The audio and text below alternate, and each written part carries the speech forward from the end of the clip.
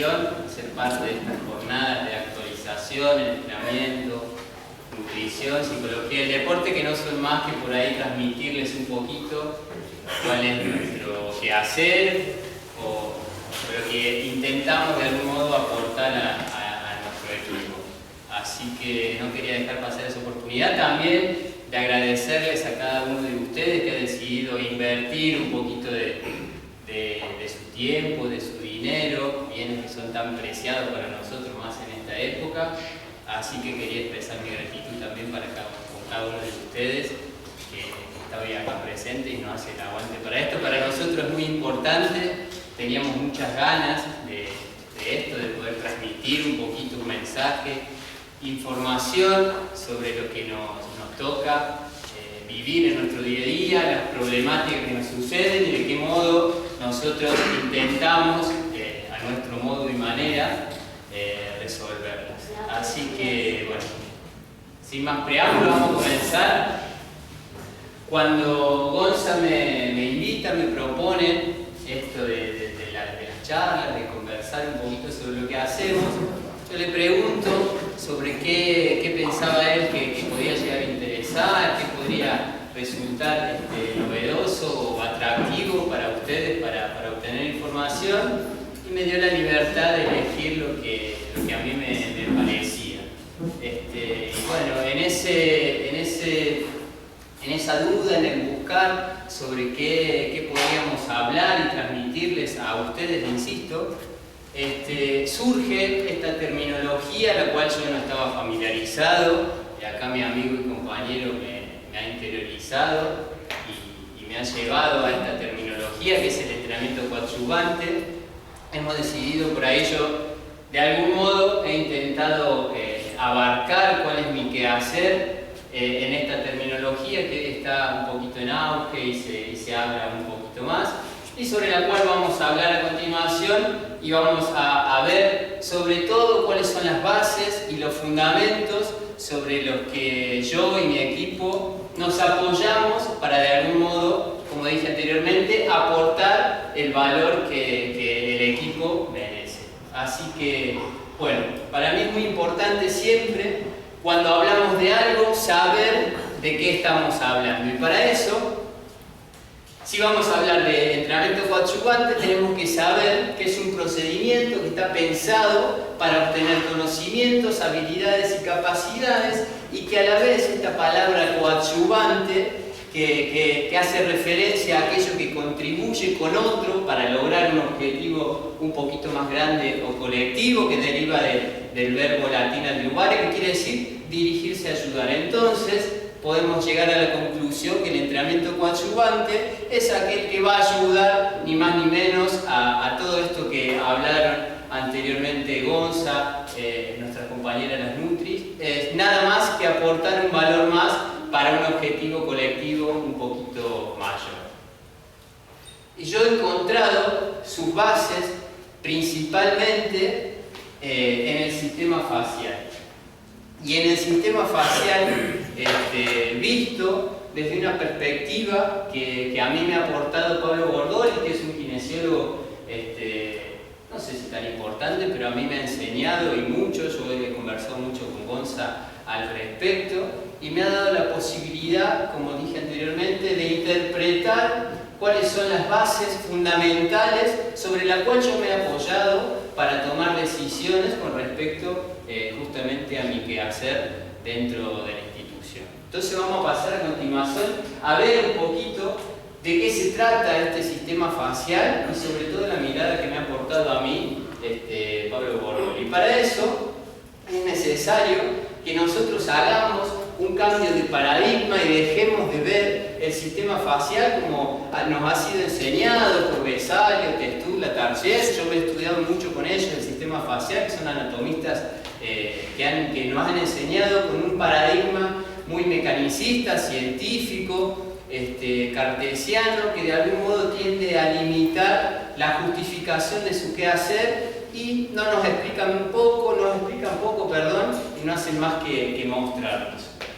Para mí es necesario tener otro punto de vista, hacer un cambio rotundo de paradigmas encontrarnos y tratar de ver, como nos dice Capra, desde el paradigma desde la ecología profunda, ya que la ecología profunda lo que hace es ver a estos fenómenos naturales como lo que somos, como un todo integrado más que como una discontinua colección de las partes, es decir, que el todo es mucho más que la mera suma de cada uno de los componentes. La ecología, el paradigma ecologista profundo, lo que hace es reconocer justamente esta interdependencia fundamental que existe entre todos los fenómenos naturales y también reconoce además el hecho de que nosotros como individuos y como sociedades estamos inmersos y somos finalmente interdependientes a todos los procesos cíclicos de la naturaleza. Somos un proceso más de la naturaleza que necesita interaccionar e interrelacionar con ella misma. Entonces es necesario reconocer justamente el valor intrínseco que tenemos cada uno de los seres vivos, y justamente la ecología ve al ser humano como una mera hebra en esto que Capra ha denominado, como la trama de la vida. Entonces es necesario que nosotros tengamos ese punto de vista holístico, integrador, para de algún modo intentar comprender lo que voy a comentarles a continuación. Para eso, como le dije anteriormente, Bordoni nos muestra de qué estamos hechos, de qué está hecho el sistema facial y cómo está compuesto. Está compuesto principalmente por un componente ostroarticular, que son los refuerzos fundamentales que aporta este sistema para el movimiento, un componente neuromuscular, donde el bucle propioceptivo sumado al miotoma estriado de tensor modifica nuestros sistemas tensionales para permitir logros posturales y la realización de gestos motores. Eso es fundamental interpretarlo de esa manera. También tiene un componente angiovegetativo, ya que el sistema facial entra en conexión directa con el endotelio vascular, de modo tal que, como nos dijeron las Nutri recién, permite la nutrición del sistema. También es el lugar donde se realiza la reparación en el caso de que tengamos una lesión y nuestra estructura así lo requiera. Dentro de las funciones del sistema facial podemos destacar el sostén estructural, que es la tensegridad, esta palabrita que también está de moda últimamente, que combina la tensión y la integridad. El sistema facial también sirve de un sostén metabólico y nutricional, porque es el lugar donde se produce la energía y se distribuye o se realiza la nutrición también. El sistema facial almacena y produce reservas energéticas a través de la presencia de los adipocitos, almacena grasa, ayuda al sistema de defensa que nos provee la inmunidad y nos provee protección contra aquellas agresiones físicas y químicas, a la vez que es el lugar, como dije anteriormente, donde se realiza el proceso inflamatorio, es decir, donde también permiten las reacciones, como dije anteriormente, de reparación en el caso de que nuestra estructura así lo requiera. ¿Qué células componen a este sistema facial? Las células mesenquimales, que son también denominadas células madres, los fibroblastos, que producen fibras y cuando están inactivos se denominan fibrocitos. Hay un tejido en particular que tiene muchas de esas. Los adipocitos, como dijimos anteriormente, que reservan energía, almacenan grasa y tienen la particularidad que no realizan la mitosis, no se dividen. Los macrófagos, que son los primeros que representan la primera línea de defensa, es ahí donde nos vamos a empezar a defender de todos agentes que nos quieran hacer mal, puede ser químico, físico, como dijimos anteriormente. Las células plasmáticas, que son las encargadas de segregar anticuerpos, en particular la inmunoglobulina G, que es la que nos defiende ante cualquier infección bacteriana, sobre todo. Las células reticulares, que están presentes en glándulas y en el sistema linfoide, relacionado también con el sistema de defensa, y los glóbulos blancos, que también están relacionados con el sistema inmune y que hay de diversos tipos y funciones. En el hueso también tenemos células, los osteoblastos, osteocitos y osteoclastos. Cada uno tiene su función determinada y cada uno va a estar relacionado e interdepender de la función del otro, y a su vez este nivel de actividad, es decir, la cantidad de actividad y la calidad de actividad de uno de otro también va a depender del proceso evolutivo de la vida, es decir, que van a variar su nivel de actividad en función si el hueso es un hueso inmaduro, es un hueso maduro o este hueso está en declive. Pero es un proceso de remodelación que no para nunca, está en constante actividad, no para. Insisto, a veces trabajará más uno, a veces trabajará más otro, quedará a nosotros determinar en qué periodo nos encontramos. En el cartílago encontramos el condrocito y el condroblasto, que los condrocitos provienen de los condroblastos y lo que hacen es proveer de fibras de colágeno y de glucosaminoglucanos a la matriz cartilaginosa. La matriz que está formada justamente por varios tipos y subunidades de proteoglúcanos. Los proteoglúcanos constituyen la mayor parte del cartílago y le dan justamente esa consistencia cartilaginosa. La estabilidad morfológica, es decir, la forma del cartílago también tiene su origen en estos agregados. Entonces es fundamental interpretarlo. Importante también es conocer que el cartílago maduro no tiene nervios, entonces si me lastimo el cartílago probablemente no me duela, no me llegue esa información, y en la mayoría de los casos es avascular. Si es avascular, la nutrición de esas células se van a dar a través de la difusión de la matriz, que como dijimos anteriormente tiene mucha agua porque retiene los proteoglúcanos y nos van a servir de algún modo para amortiguar. Es muy importante entender esa parte. El epitelio, es el encargado de recubrir la superficie externa del cuerpo, constituye también el revestimiento interno de las cavidades, los conductos y órganos huecos del cuerpo, así también como forman glándulas y mucosas. El tejido epitelial no posee vasos sanguíneos, por lo que no tiene irrigación propia, y esto es muy importante entender que todas las sustancias que ingresan o se expulsan del organismo deben atravesar un epitelio. Eso es fundamental entenderlo e interpretarlo. Los epitelios, entonces, nos protegen todas las superficies libres contra un daño mecánico y la entrada de microorganismos, a la vez también que regulan la pérdida de agua por la evaporación. También los epitelios segregan sustancias y tienen la capacidad de sintetizar y secretar moléculas que producen un efecto determinado. Eso también es muy importante. Los epitelios absorben sustancias y difunden sustancias, es decir, que permiten o no el pasaje de sustancias. Importante entenderlo. El tejido conectivo es otro elemento componente del sistema facial, es el componente más abundante del tejido facial y es el que se encarga de unir todos los órganos y estructuras corporales entre sí, nos conecta enteramente. Y esta unión conectiva, es inteligente, tiene feedback, tiene retroalimentación y también tiene memoria. Es inteligente, eso es importante entenderlo.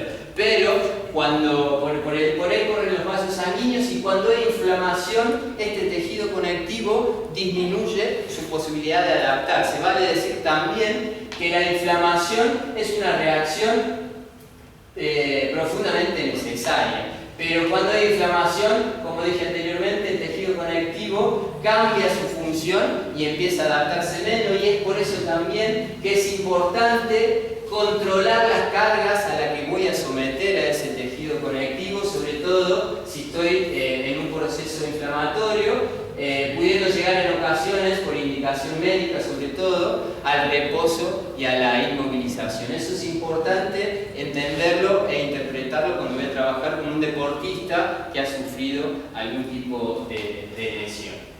El tejido conectivo está formado, como dije anteriormente, también por fibras colágeno, que tienen varios tipos, son blandas y flexibles, tienen gran resistencia a la tracción y son poco elásticas y en ocasiones inextensibles. Este tejido conectivo es más abundante en la articulación. Las articulaciones no son más que lugares donde los huesos se encuentran, o también podemos pensarlo donde los huesos se han separado en el desarrollo embriológico, todos estos huesitos estaban juntos y por alguna necesidad evolutiva sobre todo se han separado. Y este tejido conectivo lo que hace es juntarlos y mantenerlos unidos con firmeza. Y cuando no se estira activamente... Sería el ligamento, ¿no? Todo, es como dijimos, une todos los tejidos. Depende si es especializado o no, el tejido conectivo se va a especializar y va a cambiar y va a adaptar su función. Vamos a ver un poquito más adelante. Pero es todo, el tejido muscular también es tejido conectivo, pero se ha especializado para cumplir una determinada función. Va a depender mucho, como vamos a ver subsiguientemente, de la cantidad de fibras que tenga y de la cantidad de células que tenga también. Qué tipo de células y qué cantidad es lo que va a determinar la función. Pero sigue siendo un tejido conectivo. Decíamos que cuando no se estira activamente, se acorta periódicamente también. Entonces, será importante considerar esto, que el estiramiento gradual evita el peligro de trauma del tejido conectivo. Y de algún modo, la pérdida de flexibilidad representa una forma de medir el envejecimiento fisiológico. Que esto yo a los deportistas trato de transmitírselo diciéndole que, como le digo siempre, la digestibilidad de los tejidos determina nuestra edad, y alguno que está muy corto y es muy joven se siente un poquito más viejo y debería hacerlo porque necesita mejorar. El tejido conectivo actúa, esto es muy importante interpretarlo, como un centro de transmisión de tensiones del sistema facial. Dijimos anteriormente que el tejido conectivo es el encargado de unir todas las partes de nuestra estructura corporal, unirlas entre sí, y actúa como un centro de transmisión de tensión de todo el sistema. Para esto obtiene la ayuda de miotomas, huesos y articulaciones. Posee altos valores de módulo de Young. El módulo de Young nos da una idea de la relación existente entre el estrés y la deformación. Y eso lo determina, como decíamos anteriormente, la cantidad de fibras de colágeno. Esto va a determinar también la especialización del tejido conectivo o no. Considerar también que no todas las estructuras del tejido conectivo tienen igual cantidad y distribución de fibras y células, y es por eso que el módulo de Young también va a ser diferente de una estructura conectiva a otra. Es decir, que va a tener diferente capacidad de adaptarse o modificarse en función de esta relación estrés-deformación. Esto va por ese lado. Bueno, entonces decimos que el sistema facial se encuentra distribuido, como dije anteriormente, en todo el cuerpo. Forma los huesos, las articulaciones, los músculos, las fascias musculares y las fascias también viscerales. Es todo. Por eso les hice mención anteriormente de la necesidad que tenemos de integrar las cosas, de sacar nuestra mente analítica separatista que nos tiende a simplificar las cosas para entenderlas, interpretarlas, pero cuando queremos aprender tenemos que ir un poquito más hacia la profundidad y crear este nexo o esta sociedad entre todos los elementos componentes.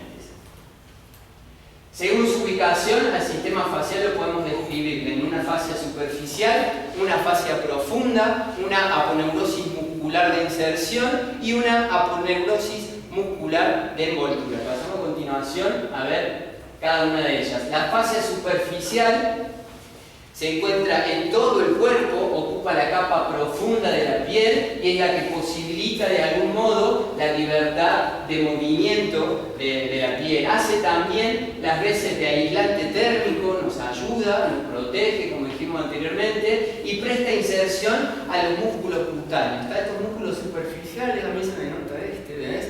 Y acá lo podemos ver un poquito más. También están insertados en la fascia superficial y ayuda a controlar las tensiones y a transmitir las tensiones, como dijimos anteriormente, con la especialización del tejido conectivo. Está atravesada también por los vasos linfáticos y nervios superficiales, es más delgada en el dorso del pie, de la mano, alrededor del ano, en el escroto, en el pene, en la cara, en el cuello. Uno puede fácilmente identificar el grueso de su fascia superficial nada más que haciendo contacto a través del tacto. La fascia superficial también es el punto de origen de la fascia profunda. La fascia profunda está compuesto por un alto porcentaje de fibras colágenas. Módulo de Young, hablamos recién sobre la relación estrés-deformación. En la fascia profunda tenemos un alto porcentaje de fibras colágenas. Está muy desarrollada esta fascia profunda en las extremidades. En los miembros tiene una disposición longitudinal y circular, también es fácil determinarlo. Se engrosa en la muñeca y tobillos para formar ligamentos. Es importante en el retorno venoso, ya que actúa como vendaje, por eso algunas veces veremos a los deportistas que usan mucho este tipo de prendas. ¿Y por qué los usan? Viene de acá el fundamento. La fascia profunda también forma los compartimientos musculares, a la vez que proporciona tabiques intermusculares y también origina músculos. La fascia profunda es el punto de origen para la aponeurosis muscular de inserción. Esta aponeurosis muscular de inserción nos ayuda a transmitir fuerzas. Acuérdense la transmisión de tensiones que ejercía el tejido conectivo. Esto nos ayuda a una transmisión longitudinal de las fibras, lo que favorece de algún modo al enlace cinemático, esta conexión de los movimientos desde el pie hasta la mano. Tiene su fundamento en la aponeurosis muscular de inserción y también transmite transmite fuerzas transversales a la fibra, lo que transforma también en una acción localizada de cada músculo. Es decir, que nos ayuda a la coherencia muscular, pero a la vez también permite la acción individualizada y analítica de un grupo muscular a la vez. La aponeurosis muscular de envoltura proporciona y origina impulsos propioceptivos, de algún modo va a iniciar la transmisión del movimiento o de la tensión, da coherencia contráctil, permite el efecto compartimental, es decir, que envuelve a los músculos, por eso de algún modo también evita los desgarros completos. Esto es muy importante interpretarlo de ese modo, y mejora el deslizamiento interfibrilar, fascicular y muscular. Está en todos lados, para que lo entiendan de algún modo. ¿Cuáles son las características biomecánicas de este sistema facial? Y seguimos con las bases y los fundamentos. Esto que les decía anteriormente, da coherencia en el desarrollo de las tensiones posturales y del control motor. Es decir, que todos los elementos que forman parte de estos enlaces cinemáticos que van a proporcionar el control motor, de algún modo tienen una relación lógica y no significa contradicción ni oposición entre ellos. Es decir, que van a actuar como equipos y no van a trabajar de manera individual por la coherencia que proporciona justamente el sistema facial. Decimos que actúa como puente de inserción. Pablo Bordoli define al tejido muscular, para mí de una forma muy que me ha dado a mí la posibilidad de entenderlo, interpretarlo mucho más y mejor. Define al músculo como un puente de tejido conectivo que une dos huesos y que tiene en su interior un dispositivo generador de tensión. Es fabuloso lo que hacen los músculos, es fabuloso, tiene un nivel de complejidad extremadamente alto, porque está todo conectado como lo vimos anteriormente. ¿Puedes explicar eso nuevo, por favor? El músculo no es ni más ni menos, como verás, un puente de tejido conectivo. Esto es tejido conectivo, como dijimos anteriormente, que une las estructuras corporales entre sí. Y adentro, como lo vamos a ver ya subsiguientemente, tiene dispositivos generadores de tensión, los sarcómeros. La actividad muscular que genera provoca esta distribución de tensiones, que según las necesidades mecánicas, como vemos a continuación, van a tener determinada función. Eso, estirarse sería Exactamente. ¿Y en qué momento? ¿En qué momento? De acuerdo a lo que tenga que hacer y a lo que esté acostumbrado y habituado a hacer también. Como le decía, la presencia del tejido contráctil que tiene un componente elástico en serie paralelo. Esto significa que esta información se va a transmitir. El que sepa de electricidad me lo va a explicar a mí mucho mejor que yo. Pero lo que significa es que se transmite de un extremo a otro en un sentido único esta información, pero a la vez también cuando el circuito es en serie, se transmite intermuscularmente también en todas direcciones, conformando una unidad única del estímulo. Si alguien lo entiende mejor me lo explica, yo lo entendí de ese modo y me ha servido. La tensión facial también aporta a la elongación muscular, lo que conocemos también como un tono mecánico, un tono pasivo, y el sistema facial también favorece a través de estos sistemas de tensión de fascias el enlace intermuscular, lo que estamos acostumbrados a conocer como cadenas musculares. A mí cadenas es un término que estoy intentando de a poco dejar de utilizarlo. Por ahí las cadenas se han utilizado en la historia de la humanidad para muchas cosas que no son agradables, y yo he intentado de algún modo cambiar cadenas por enlaces porque me gusta de esa manera. Ustedes usarán la que a ustedes les resulte más agradable.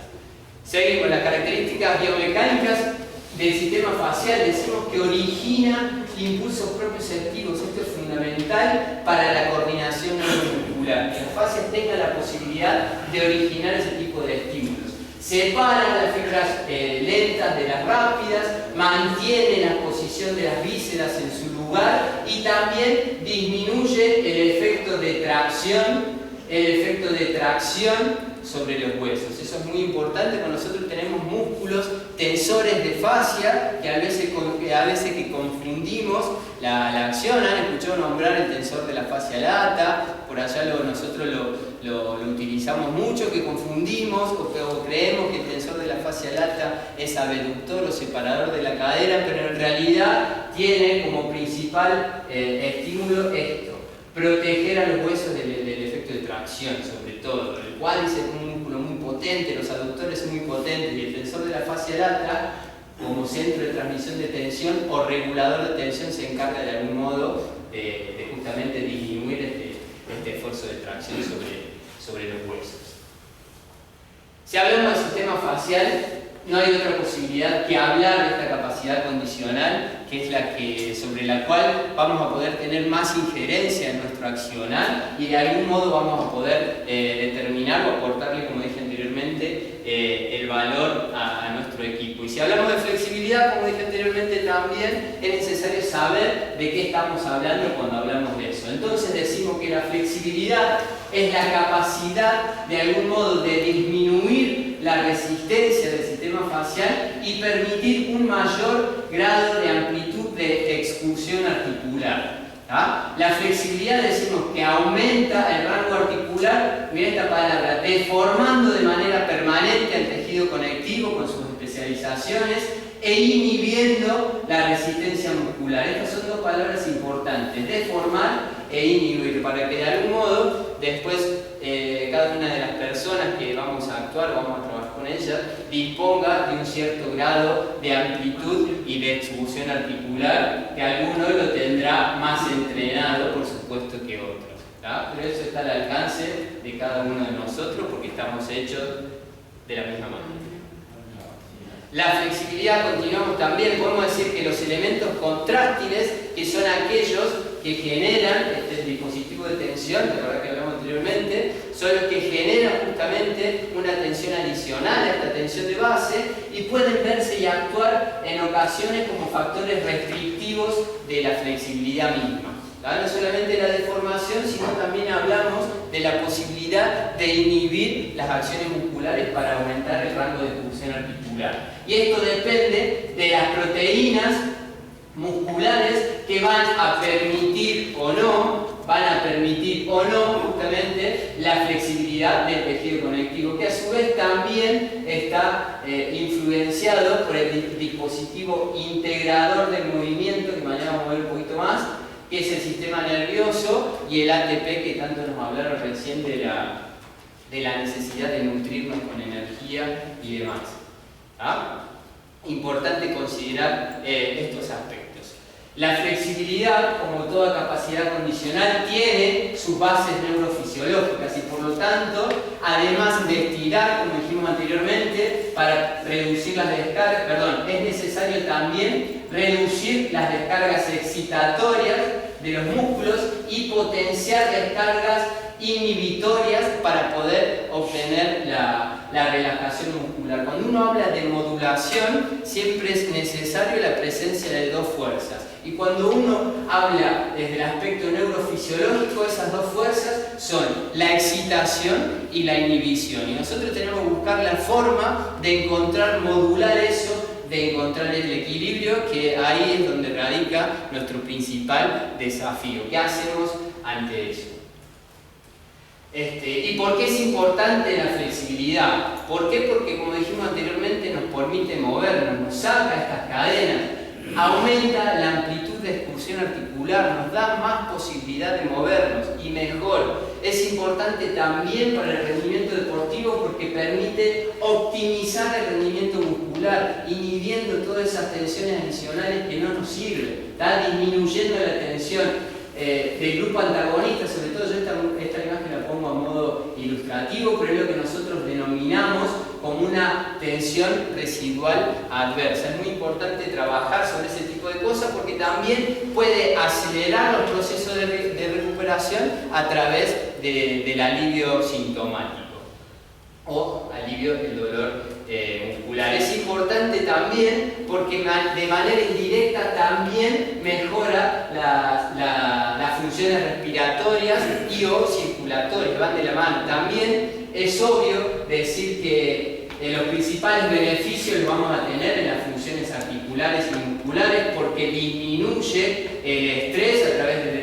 como dije anteriormente, de la disminución sintomática, facilita la relajación muscular, favorece la calidad de movimientos y esto que hablamos anteriormente que es muy importante porque la flexibilidad retarda el envejecimiento del aparato locomotor. Si puedo moverme con más calidad y con menos gasto, me va a costar menos, voy a disfrutar más, voy a ser un poquito más joven durante todo el periodo de mi vida, que tanto nos gusta la juventud. Es importante también considerar la flexibilidad sobre el ajuste postural y la incidencia que tiene sobre estas tres palabritas, mira que tanto queremos potenciar y optimizar: fuerza, resistencia y velocidad. Para todo eso, si nosotros la contribuimos con la flexibilidad, nos van a agradecer y vamos de algún modo a poder potenciar esas capacidades condicionales también integradamente y asociadamente, si vale el término. ¿Qué factores influyen sobre la flexibilidad? Esto también es importante. La edad, el sexo biológico, eso también vamos a ver algo más mañana, las características individuales en función del sexo, la entrada en calor, el tono muscular, la fatiga, la respiración, la concentración. Estos son aspectos muy importantes porque la conciencia está muy vinculada con la flexibilidad. Los hábitos profesionales que tanto han hablado recién, de los que nos cuesta con los padres, de los hijos que tienen hábitos, que tienen malos hábitos, bueno, está todo integrado y viene de la mano. La alineación postural, puntos claves centrales de justamente de nuestro sistema, el biotipo de las personas, la temperatura exterior, la hora del día, el tipo y frecuencia de práctica deportiva, todo eso influye de manera determinante sobre la flexibilidad. Lo hablamos recién y no voy a decir nada porque lo han hecho muy bien mis compañeras Nutri, hablando sobre la alimentación y sobre todo el estado físico y emocional es determinante también a la hora de potenciar cualquier capacidad condicional. La flexibilidad también es una de ellas y también va a ser un factor determinante que influye sobre la posibilidad de utilizar y mejorar justamente eso. Entonces, por todo eso que dijimos anteriormente, es necesario o deducimos la importancia de la flexibilidad, mirá, en esta palabra, en la prevención de lesiones. ¿Por qué? Porque logramos una movilidad articular amplia que generalmente está asociada a una postura saludable. Esto es algo, un adelanto de lo que nosotros también solemos hacer con un objetivo principal de potenciar esta capacidad condicional tan importante para nosotros. Por eso es importante intentar, de modo que tengamos a mano, descubrir cuáles son los acortamientos musculares para después poder elegir correctamente una selección de ejercicios coadyuvantes.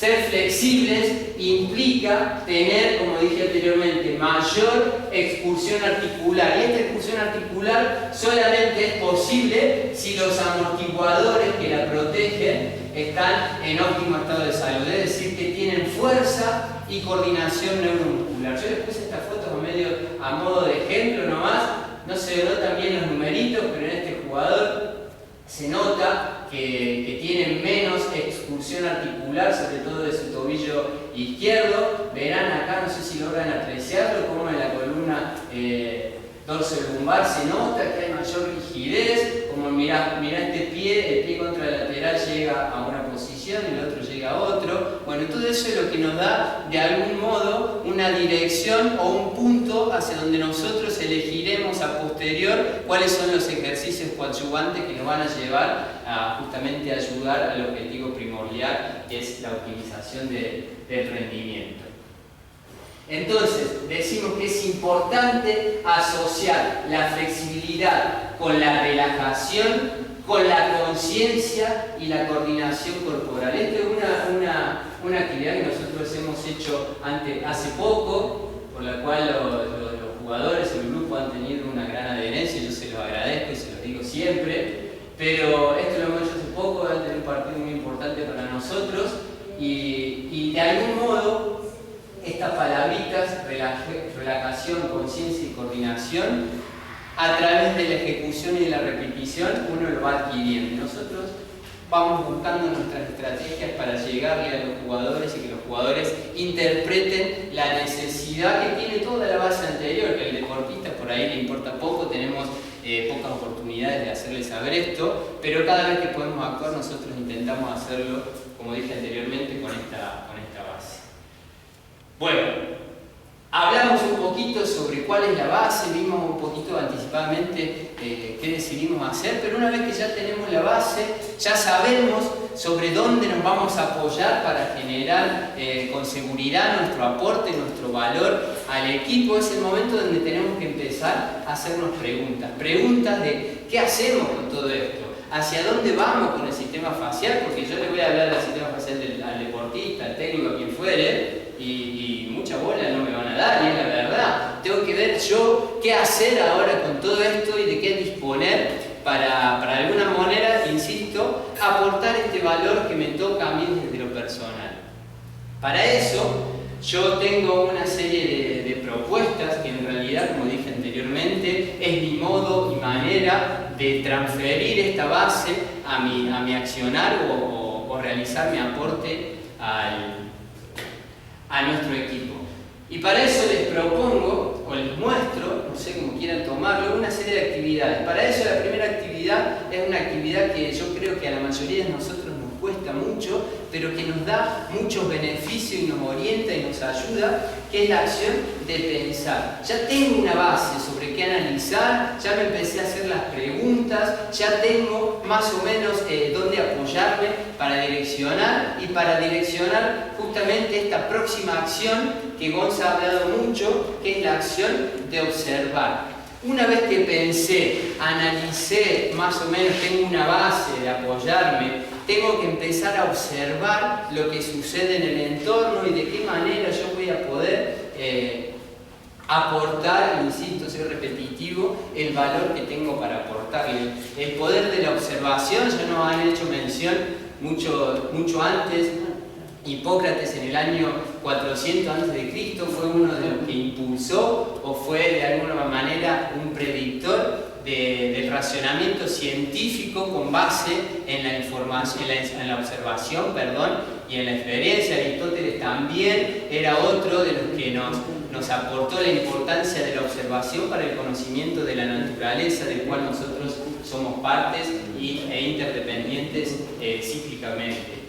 A esta acción de pensar, observar, tengo que llegar a la próxima y última acción para mí, que es la de actuar. Una vez que pensé, asocié ese pensamiento con la observación, es decir, ya sé más o menos lo que está pasando, ¿qué valor aporto? ¿Cuál es mi arte? ¿Cuál es mi valor para aportar al equipo y que al equipo le sirva? ¿tá? Entonces ese es el desafío con el cual nosotros nos encontramos en nuestro día a día, y como verán yo le puse flechitas acá en ambos sentidos y direcciones, porque es un proceso que no termina, es un proceso cíclico, interdependiente, que tiene feedback, que tiene memoria y que tiene la necesidad de interrelacionarse y tiene interdependencia uno de otro. O sea, yo pienso, observo, actúo, y una vez que actúo tengo que volver a pensar, volver a observar, volver a actuar y mantenerlo de esta manera en constante actividad. Para mí esto es muy importante. Vamos a ver un poquito qué hacemos nosotros cuando decimos pensar, observar y actuar. Para pensar, como dije anteriormente, nosotros nos valemos de datos, nos valemos de la base, todo lo que ya vimos anteriormente, que nos aburrió un poquito, a ustedes también, a mí me gusta, me apasiona un poquito, pero bueno, es fundamental y es importante. Para pensar hay que obtener datos. Nosotros para obtener datos, Gonza ya le ha mostrado bastantes, pero nosotros hacemos un modelo de una planilla, no se lee nada, pero indagamos un poquito con los jugadores de cuál es su equipo de procedencia, cuál es su historia, si ha tenido antecedentes lesivos o no. Tratamos de obtener estos datos que hacen a los factores que influyen, sobre todo en la flexibilidad, pero en el rendimiento deportivo, factores intrínsecos, factores extrínsecos, que nos den de alguna manera datos objetivables para nosotros poder seguir pensando y asociando información. Hacemos un análisis epidemiológico, es decir, relevamos incidencia lesiva para saber cuáles son las problemáticas que más y seguidamente nos aquejan. Si tenemos más, por ejemplo, nosotros hoy en la actualidad, la mayor incidencia lesiva que hemos tenido son las lesiones de tobillo. Hemos tenido muchos esguinces de tobillo que nos han limitado y sabemos que tenemos que actuar más sobre eso. ¿Tá? También observamos los análisis de la carga externa, como dijo anteriormente Gonza, que se ocupa muy bien él y el profe Saja de analizar la carga interna a través del cuestionario Wellness. Bueno, hoy tenemos la objetividad de la carga interna con la frecuencia cardíaca. Es como hacer un poquito de referencia a lo que nos decía vos anteriormente. Y para observar, ya vieron algo anteriormente, nosotros solemos hacer este tipo de actividad, filmar, observar formas y tipos de movimientos que nos orienten, que nos permita de algún modo asociar todo esto que venimos viendo con los datos, con los factores de riesgo. Seguimos integrando y cazando información que nos permitan de algún modo después ir al próximo acto. Esto, bueno, son nada más que ejemplos de cómo gestos, formas repetitivas que nosotros determinamos, que nos pueden dar dirección, insisto, con respecto al tipo de ejercicio coadyuvante que nosotros vamos de algún modo a implementar. Esto nos da un poquito más de objetividad, certeza no nos dan en lo absoluto, pero nos da la posibilidad de actuar, de seguir mostrando. Nosotros, como les digo, yo intento ver gestos y formas en los momentos que yo sé que estos gestos, en este caso, este jugador se estaba levantando de ese cajón y realizaba un salto.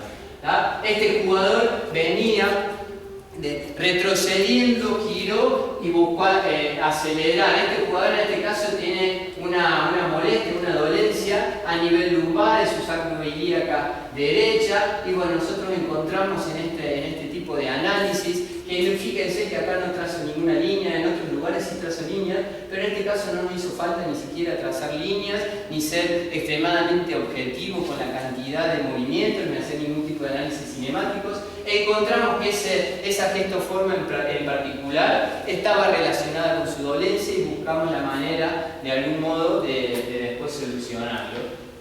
Bueno, un poquito más de lo mismo.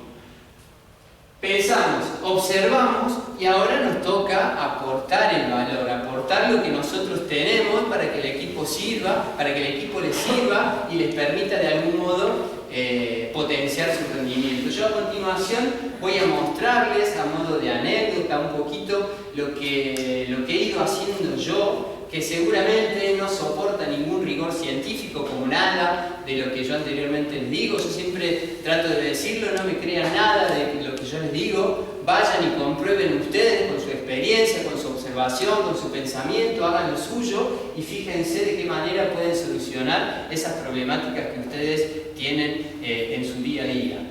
Yo, como les decía anteriormente, empecé con una determinada idea, con un determinado pensamiento que he ido evolucionando, he ido cambiando en función de las experiencias que he ido teniendo, y eso es lo que les voy a contar un poquito. ¿Quieres contar algo? Bien.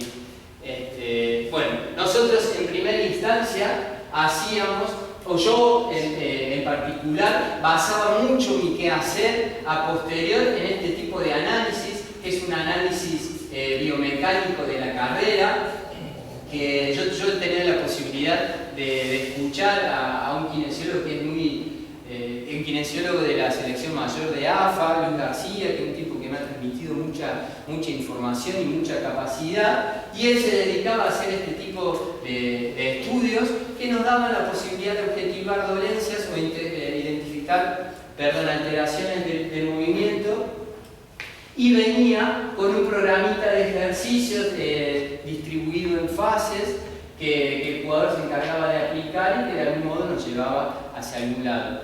Esto, si bien es una herramienta muy valiosa que nosotros a veces cuando tenemos la posibilidad lo realizamos, teníamos una principal problemática que no dependía de nosotros, teníamos que terciarizar el servicio, mandar al jugador a un kinesiólogo acá en Tucumán, tome las muestras de video, le envía a Buenos Aires, a Luis García, que Luis hacía el análisis, qué sé yo, todo eso se demoraba entre 20 y 30 días y a veces ya hemos tenido casos que nunca nos llegó el estudio, entonces evidentemente era algo sobre lo cual nosotros no podíamos apostar y no podíamos seguir, como te digo, basando en esto para corregir o solucionar las problemáticas que nos aquejaban, más allá de que la prescripción de ejercicios a posterior eran básicos, eran fáciles, el jugador lo podía hacer, pero nos aportaba poco y no nos llevaba a ningún lado.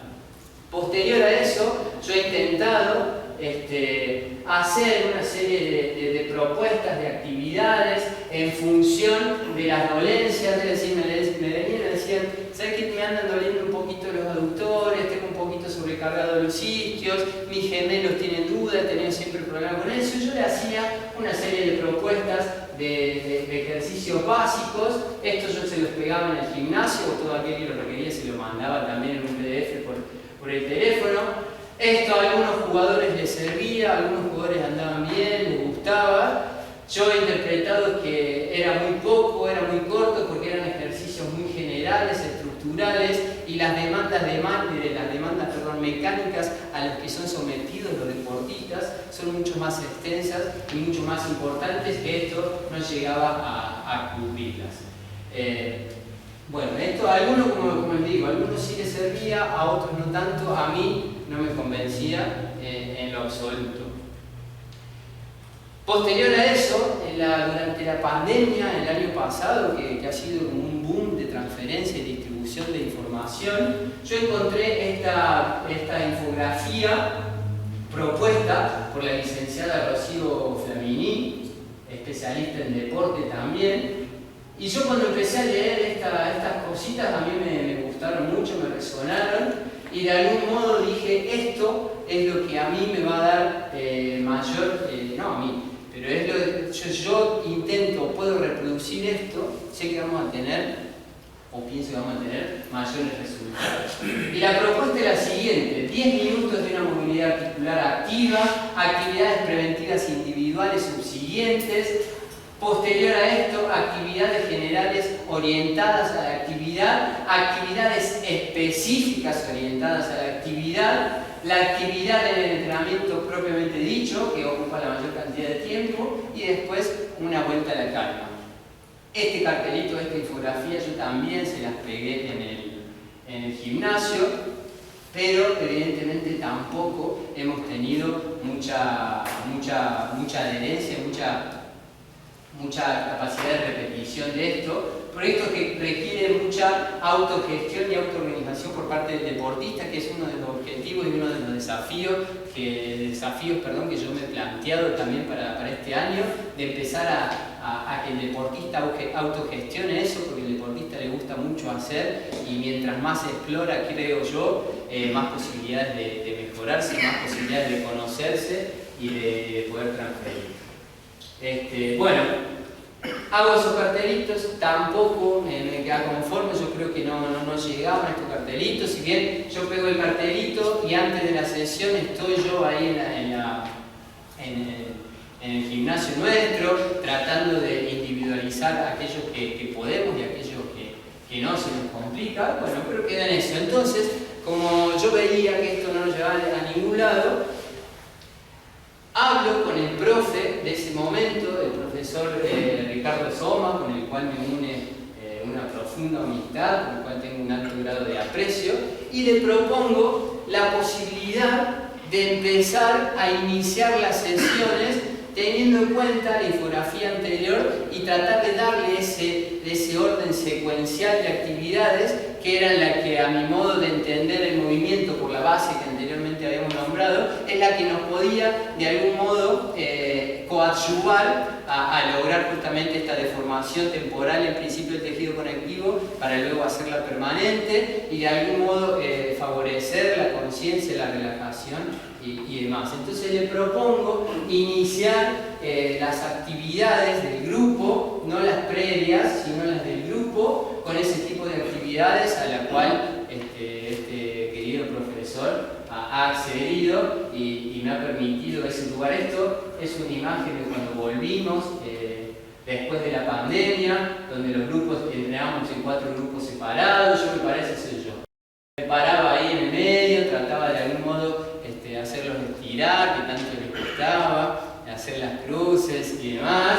Esto le rompe la bola un poquito a los jugadores, y es cierto, yo lo entiendo, pero no me importa. Después, mirá, seguíamos, como verán, acá está muy chiquitito, pero mirá, el cuerpo técnico también se prendían a probar un poquito cuál era esta propuesta de actividades, que un poquito los embola, un poquito les gusta, pero que les hace sentir cosas, que para mí es lo más importante, que ellos tengan las sensaciones y que sientan lo que ese tipo de actividades les deja. Después ya pasamos acá a nuestra casa a armar ¿por qué lo hago en ronda? Porque siempre previo, famoso, ustedes le debe pasar también en su actividad, en su quehacer, esto de armemos la ronda y hagamos un loquito y empieza la actividad con el loco, entramos en calor con el loco. Bueno, para mí eso es extremadamente riesgoso y deja cosas en el jugador que no las percibe, pero que después disminuye mucho su rendimiento, deja dolores que permanecen y no se dan cuenta porque subestiman el nivel de intensidad que generan los movimientos en esa particular actividad que es la del loco, porque se ponen el loco, o sea, empiezan a competir, que le quieren pegar una patadita y demás, y generan mucho daño sin que ellos lo puedan percibir. Entonces yo me metí ahí antes, también se lo decía al profe, porque el profe decía, no, déjalo que hagan un loquito, después te metés vos. Yo le decía no, porque después que hacen el loco ya quedan muy arriba, muy exaltados, y que yo los ponga a hacer este tipo de actividad que puede resultar una embole a veces, pero cuando lo sentís es realmente muy beneficioso. El desafío que lo prueben y lo hagan. ¿Ya? Después yo les muestro un poquito las actividades. Y bueno, y empezamos con esta propuesta que es la que seguimos hasta el día de hoy, iniciar no todas las sesiones de esta manera, porque realmente es un embole iniciarlas todas así y a ellos no les gusta, a algunos les gustará un poquito más que a otros, pero no lo podemos tener todos los días castigándolos sobre la alineación postural, sobre la coordinación, la coherencia inter e intramuscular. Por ahí es un desafío que nosotros necesitamos sobrellevar. Bueno, eso es lo que estamos hasta el día de hoy, que sabíamos que no nos alcanza, sabemos el día de hoy que no nos alcanza. Entonces sabíamos que teníamos que darle algo más. Entonces a ese algo más, bueno, acá no se puede apreciar, una lástima no puedan leer, yo después si quieren se los envío.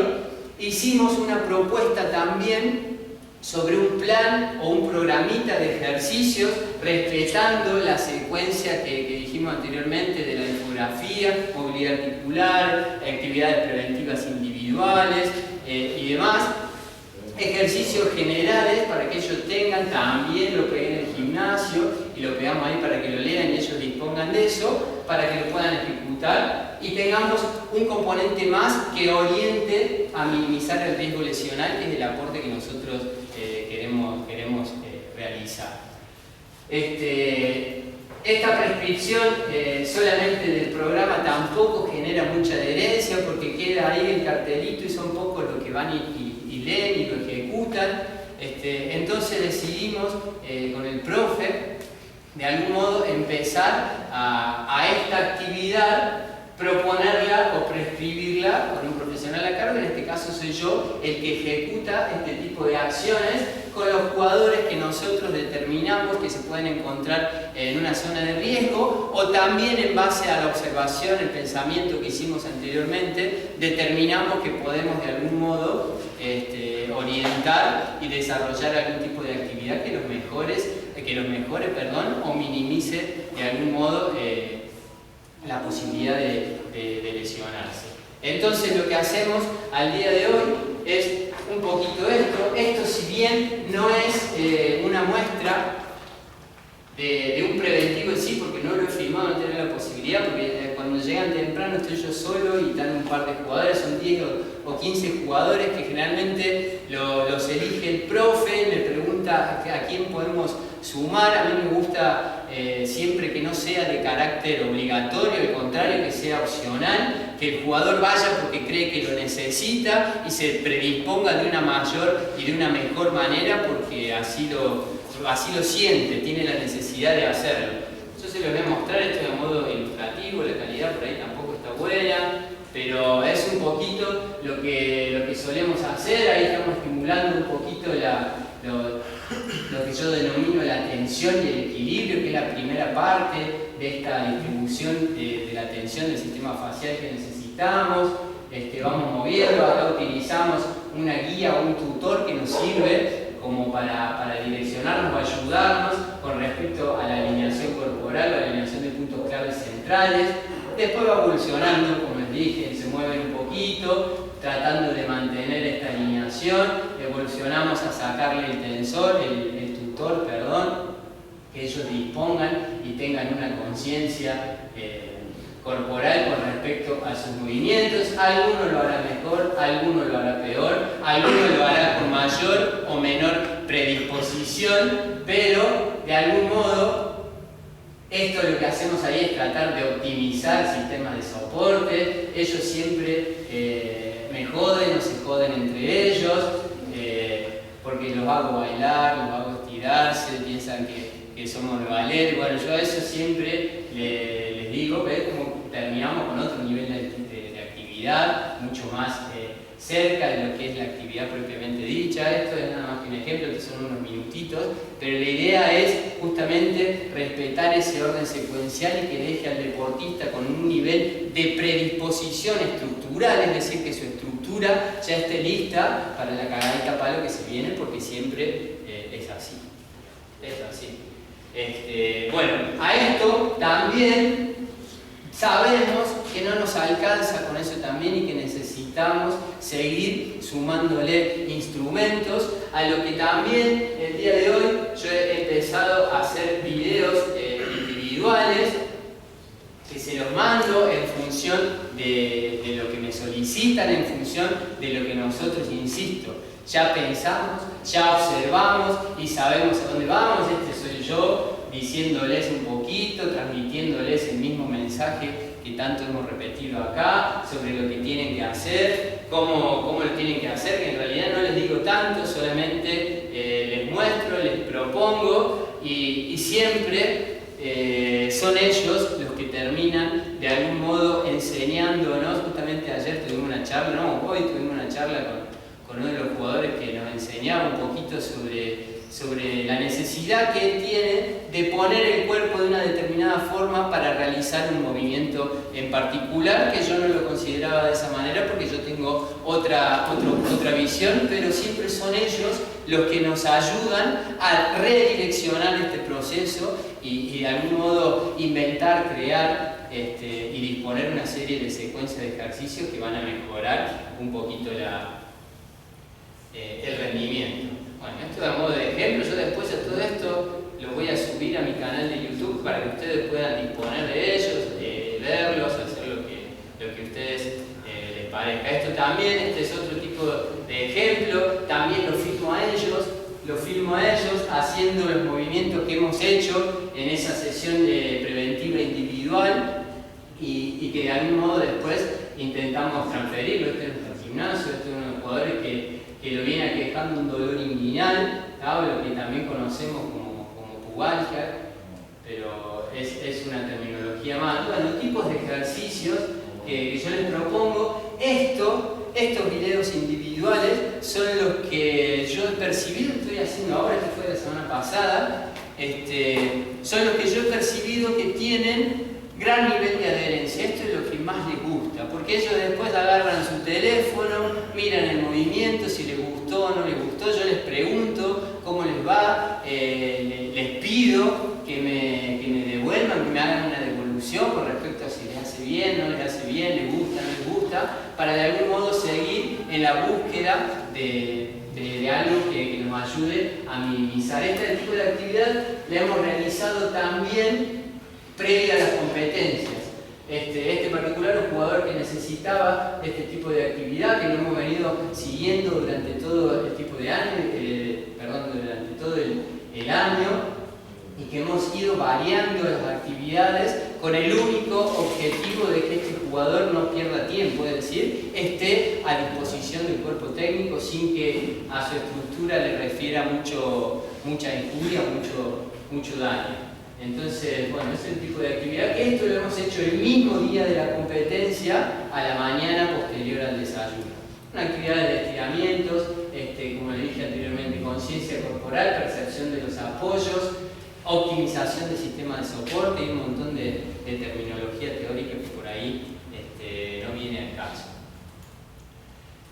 Bueno, para ir finalizando, decimos entonces que el entrenamiento coadyuvante es un procedimiento pensado para obtener conocimientos, para obtener habilidades y capacidades que nos ayuden a optimizar y potenciar el rendimiento del deportista, como minimizando el riesgo de lesiones. Esta es la manera que nosotros tenemos de ayudar, de coadyuvar al objetivo común o colectivo, minimizando el riesgo de lesiones. Y sabemos que la lesión es un fenómeno complejo y está caracterizado por un alto nivel de incertidumbre. Nosotros, hagamos lo que hagamos, sabemos que los jugadores se lesionan, ¿tá? Porque al jugador lo lesiona el fútbol, no lo lesiona el profe, no lo lesiona el técnico, al jugador lo lesiona el fútbol y la actividad propiamente dicha.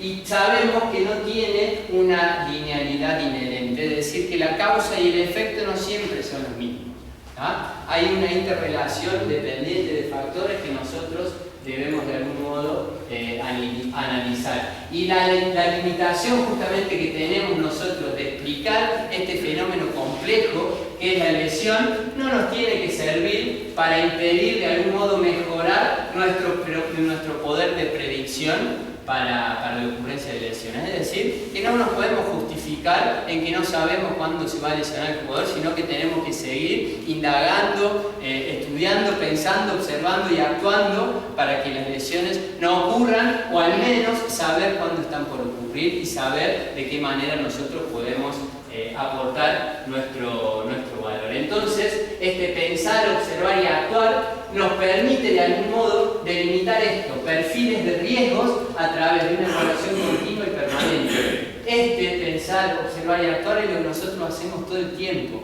dialogando. Hablamos mucho con el profe, hablamos mucho con Gonza me pasa informes sobre las cargas externas, las cargas internas. Yo acá no se lo puse, pero yo también analizo perfiles de riesgo individuales en función de la carga externa que vamos teniendo, como bien dice Gonza, analizando curvas y formas de curvas en función de la cantidad y de diferentes variables que nosotros consideramos importantes para de algún modo determinar o saber cuándo puede llegar a pasar algo y actuar antes de que suceda, ¿tá? Muchas veces se nos pasa, por supuesto, pero si nos pasa una vez aprenderemos de eso para que no nos vuelva a suceder.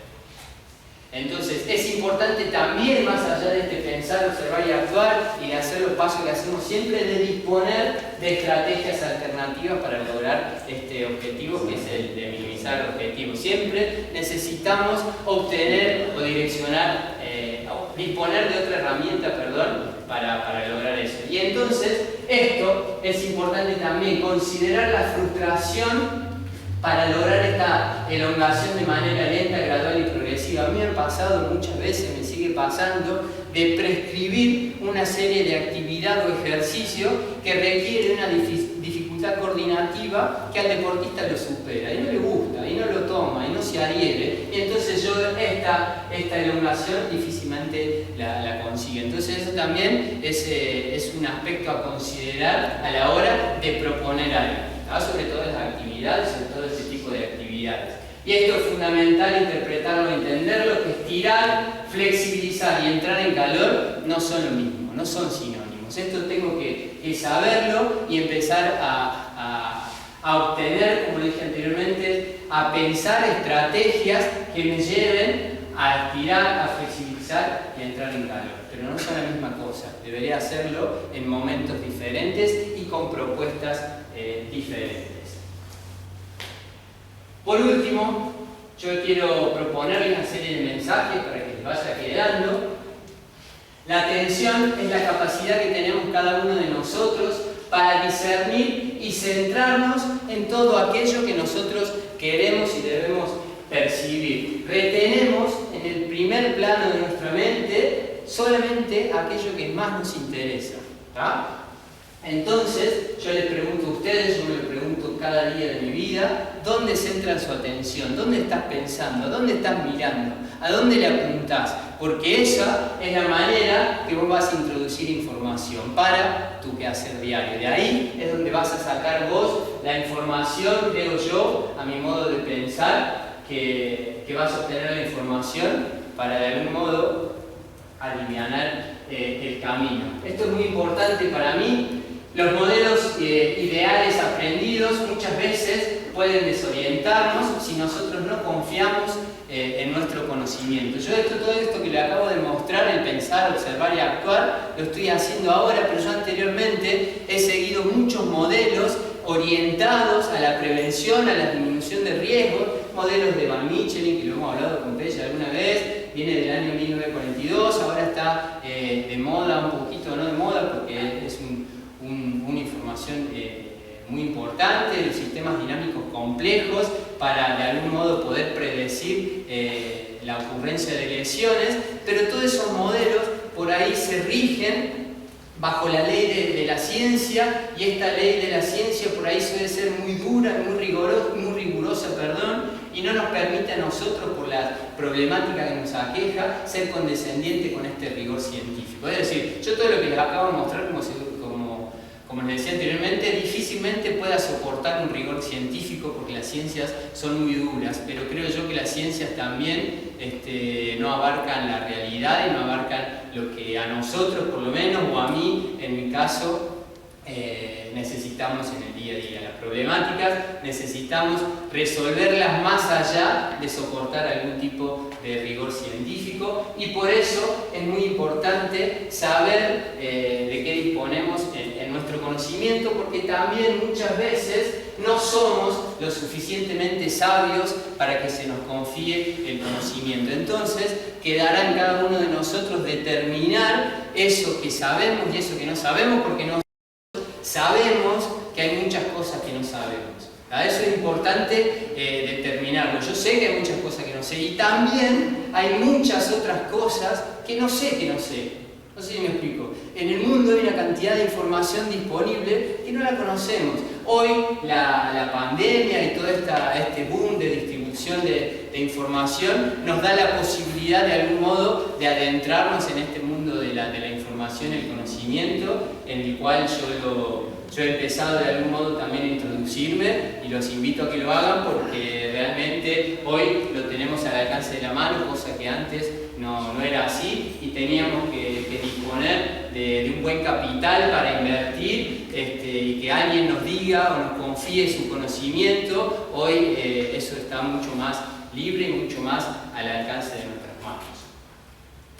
Javier Ibarra también nos dice que las contradicciones son síntomas de inteligencia. No hay que tenerle miedo a las contradicciones. En la contradicción, Galeano lo decía, que lo aprendió de Marx, la contradicción es el motor de la motivación, es el motor de la vida. Uno tiene que estar dudando y contradiciéndose constantemente porque eso es lo que te va a llevar de algún modo a realizarte las preguntas, a buscar las respuestas y de algún modo potenciar nuestra capacidad intelectual y nuestro conocimiento. Hay que romper con los cánones, los hábitos. Hablamos anteriormente, yo lo escuché, la cantidad de malos hábitos que tienen los otros, los padres de los hijos y nosotros. Entonces nosotros también estamos llenos de malos hábitos, estamos llenos de pensamientos que se nos han instalado, que nosotros no los elegimos, pero pensamos de esa manera por algún motivo. Bueno, estaría bueno identificarlos para de algún modo también poder ser únicos en la muchedumbre. Y esto de este valor que tengo que aportar, lo tengo que aportar yo, ¿verdad? Porque lo que yo aporto, lo aporto yo, no lo aporto a mi compañero, sino está mi compañero. Yo tengo que ayudar a mi compañero a aportar eso. Bueno, eso para mí realmente es muy importante. El hecho de ocuparnos de nuestra persona, y como bien lo menciona acá, hay que ser su propio maestro, hay que creer en ti, hermano, hermana, hay que creer un poquito más en uno y dudar del resto. Pero uno tiene la posibilidad y tiene que buscar justamente potenciar y ser único. Yo creo que pasa más por ahí, y como nos dice el poeta, que allá a mi amigo le va a gustar, no nos olvidemos de nosotros, recordémonos, pensemos en nosotros, seamos únicos y aportemos con criterio y responsabilidad a nuestro valor, a nuestro equipo o a nuestra sociedad, que es lo que necesitamos hoy más que nunca. Así que bueno, sin nada más, muchas gracias.